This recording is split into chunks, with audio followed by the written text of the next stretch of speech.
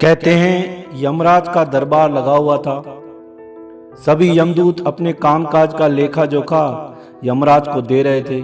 तभी यमराज ने पृथ्वीवासियों के लिए कुछ सोचकर कहा, आप सबके पास कोई सुझाव हो तो उसे हमें बताएं। इस पर एक यमदूत ने कहा, बोला महाराज मेरे पास एक सुझाव है जो पृथ्वी के लोगों को देना चाहिए। तो यमराज ने कहा बताइए। कहा महाराज होता ऐसा है, जब कोई व्यक्ति कहीं यात्रा पर जाता है तो सबसे मिलकर जाता है और पूरी तैयारी करके जाता है, लेकिन अंतिम यात्रा होती है तो उसको पता ही नहीं होता कब उसको हम मार देते हैं। उसको कम से कम एक हफ्ते पहले उसको बता देना चाहिए, भाई तेरी मृत्यु आने वाली है। यमराज बोला ऐसा करने से तो समस्याएं आ जाएंगी, किंतु फिर भी तुम्हारे इस कहने पर, तुम्हारे सुझाव पर हम ऐसा करके देखते हैं। आज से एक सप्ताह बाद जिसकी बारी हो, जिसकी मौत आने वाली हो, जाओ उसे सूचना देकर आओ। यमदूत फौरन चला गया।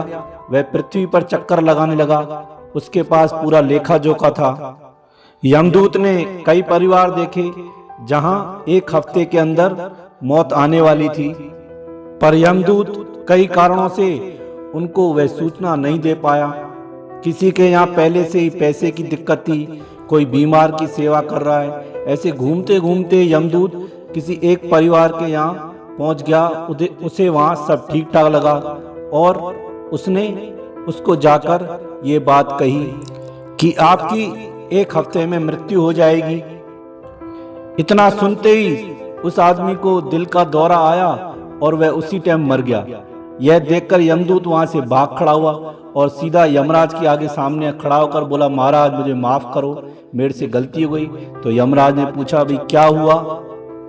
बोला महाराज मैं एक घर में गया और मैंने उसको सूचना दी कि आपकी एक हफ्ते के अंदर मृत्यु हो जाएगी। इतना मेरा बोलना था और उसको हार्ट अटैक आ गया, दौरा आ गया दिल का, और वो उसी टाइम मर गया। तो यमदूत यह बोलकर डर गया। तो यमराज रोने लगा। यमराज कहने लगा, मैं तो आपको पहले ही बोल रहा था, मृत्यु एक रहस्य है, उसको रहस्य ही रहने दो। इस रहस्य के बने रहने से मनुष्य में अंत तक जीवन की प्रति ललक बनी रहती है, प्यास बनी रहती है, कुछ ना कुछ करता रहता है। अगर इस मृत्यु से पर्दा हट जाएगा तो इंसान कुछ भी नहीं कर पाएगा। इसीलिए भगवान ने जो विधान बनाया है उस मृत्यु के रहस्य को छिपा रहने दो। इसलिए हमको पहले पता नहीं चलता है। अगर पहले पता चलता है तो हम उसी आदमी की तरह हमको भी मृत्यु आ जाएगी, हमको भी दिल का दौरा आ जाएगा। इसलिए मृत्यु के रहस्य को समझना बड़ा ही कठिन है।